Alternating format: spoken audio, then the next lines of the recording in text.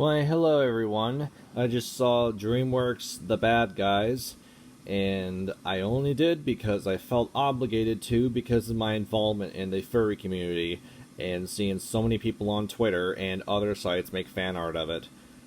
So, with that said, I saw it at like 2:30. I saw it in 3D and it was only showing that day, which a Monday.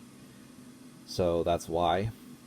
And when I showed up, I bought my ticket. Then I went back to my car and downed 2 shots of liquor of some kind because I was thinking to myself, if I have to see this, I just want to have the most amount of enjoyment of it.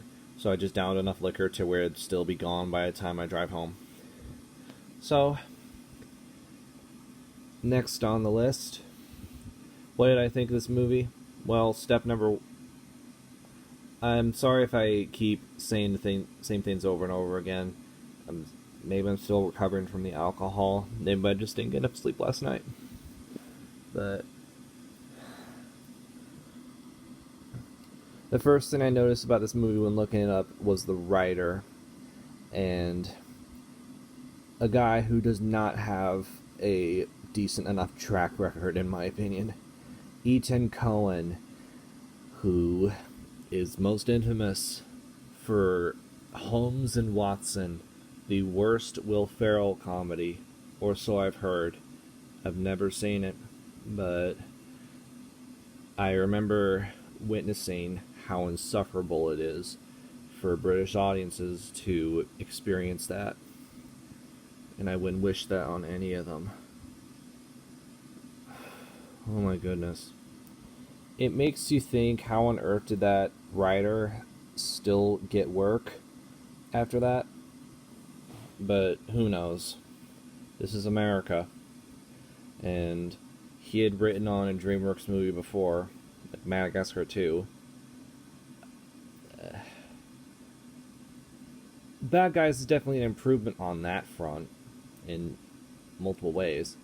However, I'd say the script for the movie is easily probably the weakest thing about it, because once you know that it's him that wrote it, you can really pick out how idiotic it is. And the dialogue writing is incredibly repetitive. Like, I thought that the English language was repetitive enough and too limited, which is probably one of the reasons why I'm studying Japanese to begin with. I don't feel like knowing English is enough. But there are like certain words in the movie that get repeated over and over and over again. It makes me glad that I downed that liquor, because obviously I was still noticing it. And then not only that, it is a very lowbrow film. You can say that about any of DreamWorks' movies, really. I mean, the Shrek movies are disgusting, but obviously people still love those. And it really does come down to execution, I guess, which I'd say is the Bad Guys' greatest strength, because you have a well put together voice cast, and then a very interesting animation style. It kind of looks like a comic book, I guess, in 3D. And it's based off of some type of book I've never read, never even heard of. So, and obviously, like it said in the movie, the main character, the wolf, is just like a combination of every type of wolf you've heard in every story. Little Red Riding Hood, the Three Little Pigs, anything else. And then make that character a bank robber and give him a bunch of other like predator animals as friends. And you have the bad guys. And then, of course, for one thing, let's talk about that furry aspect, because I find it very bizarre that this movie has really caught on with them, just because it's a movie where there's like only a few animals amongst a world of humans. And something I really find strange is it's clear that this movie is aimed at like the youngest of kids that can still see it without it being too inappropriate. And the other thing is, this movie does have quite the bit of like inappropriate material. I am not a parent, so I'll never truly know. Kind of depends on the child. But oh my god. Which it kind of like enforces the stereotype with furries that we're all just a bunch of gay man children, and I can't see any retorts aside of maybe Sean Chiplock being a professional voice actor who also starred out in an animated series on YouTube that where he plays both a rapist and a victim. Kind of bizarre, but that's a bit of a ramble. What I find most hypocritical about the furries' attachment to this property is I know one guy I interacted with like point out that the wolf's design on its own, like he's not really getting it, why people are so obsessed with it, but I do. It's the personality, it's the voice acting by Sam Rockwell, it's most importantly him discovering that he likes praise, and of course the fandom took that and sexualized it, which they do with everything, which I guess like is another complaint anyone could have with furry fandom, is they'll take a lot of properties that are aimed like family movies or kids movies and over sexualize it, and the excuse they always use is like it's fiction, or like it's just art, or all the characters are over 18, so who cares. Except that I guess you don't care if that. I guess a lot of kids are into it. So this is a lot of really weird stuff. So, but the true line for me is that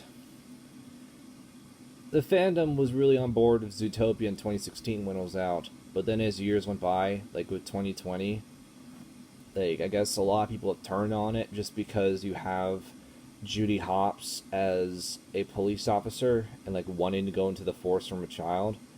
And I've literally seen fan art.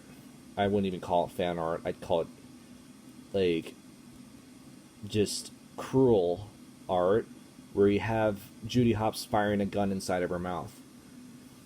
And it's just as messed up as I described it. You have Zootopia, and it's like, and Nick Wyde was like considered like a sex icon from that movie. I guess like Judy for the bisexuals.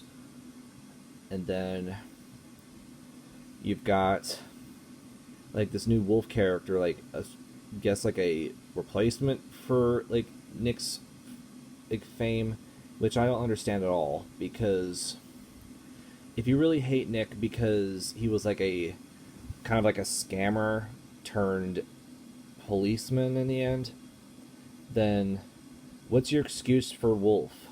Because he's literally a bank robber who is like a kleptomaniac who would literally steal a woman's purse if he could get away with it, which he tries.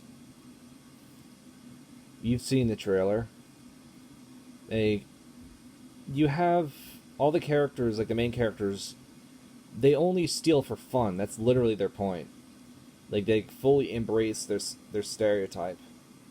Which I guess there's a lot you could say about society, and really if you come down to it, Zootopia and the bad guys still like both have a lot to say about how there is like a morality sense. Like every individual person or being has their own qualities, their own upbringings, their own opinions. And like I mean, obviously the police are portrayed in their own way and the bad guys compared to Zootopia. Like Judy Hopps has her problems with the police when she joins, to the point where she quits like later in, if you've seen that, but then rejoins. But then in the bad guys, the only force of like the police is like stopping like Wolf and his crew. And then also you have the chief being a woman, because if you know anything about like police corruption, most, at least it feels like most of like the horrible stuff that's done in America is by the straight white police cops. You don't exactly hear a lot of cases of women doing fucked up shit. So there's like one case I can think of. We all know it. But I just don't understand the fandom like turning on Nick Wyde and Judy Hopps for being police characters, but then you're simultaneously in lust of this Wolf character who is a thief. And you have like him is like conflicted, whereas like he's still like either gonna stay evil or he wants to actually become like the opposite because he enjoys the praise. Like, it is a dilemma that lasts throughout the whole running time. I mean, at this point I'm defeated. Like, I don't understand like the over-hatred of one thing but then the tolerance of another. But as for this movie, yes, it is, a lot of it is very dumb, a lot of it's very disgusting, a lot of it's very lowbrow. Like within the first 5 minutes you're like, yep, I know exactly what I'm getting into with that joke. But it's like with a lot of DreamWorks movies, maybe it's not like they're particularly written well, but there's a lot of like actual effort gone into like the vocal performances, maybe the music, and the animation, the action scenes. Try to entertain. That's like what movies should do if you don't exactly have the best ideas for your writing. And obviously that's kind of like what it comes down to if you're gonna like this movie or not. There is no way that the filmmakers care anything about the furry fandom because it's so small. It's literally like 1 to 3 million people, and that's with the people who speak English. I don't know how high it would be if you would include like Japanese or like any of like the Asian languages or anywhere else in the world. But we all know like the most famous bits of the furry fandom speak English, and that's because like the internet is like overrun by English speakers. You could say that about anything. But I'm interested to see how this movie is going to do, and like obviously how the fandom's reacting to it, because obviously there was a lot of positive rep for it before it was out, but now it is, and I'm interested to see, are all these people who were so lustful over this Wolf character gonna accept him when they realize the truth, see the whole movie? I don't know. I'd like to see that. And also, I mentioned a lot of furries are gay. Sam Rockwell and also the Wolf character are straight as a die. You can't get around that. All your love's in vain. All these like fan art is like diverging from like the point of the character, because like the beginning of the praise was from an old woman, like obviously a old human woman, but he's a wolf. I guess like you don't care about they don't care about like the interspecies stuff too, which like I still think that's disturbing. But that's just me.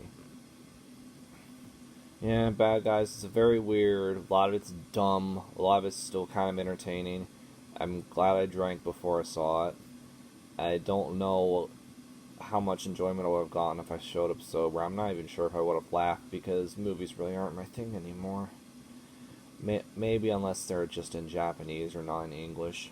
I'm kind of done with the English language. I'm not saying that this movie would be better if I were to watch a dub. I think it'd be worse because that's the thing about movies. I really believe that people should enjoy them in the language that it's built for, because that's how the process is. Obviously, animated movies in English have the voice acting done first, and it's built around that. Making a dub is like trying to adapt it for another language, but still like try to make the lips match or try to keep the original meaning. You're kind of screwing yourself over no matter what you do. But dubs have to happen because that's how you make your money back. There's obviously the audience for the subtitled version, but especially if you're aiming this for kids, and obviously there are too many adults who don't even try. I guess they can't read, or they feel like they're missing something. Which maybe I'm just like too much of an audiophile. And if I was on the DreamWorks team, maybe I would have gone too far with synonyms for certain words, or too many like different types of phrases. Maybe I would have gotten praise for it. I don't know. It's weird. But maybe you'll want to see it, but obviously this is like a very, very kiddie movie. It's very clearly that. But obviously there's a lot of man-children existing. I'm probably one of them too. But it's kind of like a hard call. I'd understand you hating this movie because, like I said, it's dumb. But I thought it was kind of fun. There were still like a few things I wasn't expecting. I quite enjoyed that the female police chief was played by Lois Griffin from Family Guy. I did not notice that until the end. So, DreamWorks, clearly this is your comeback movie. Enjoy it. And I hope everyone else does. And this is the end of my ramble.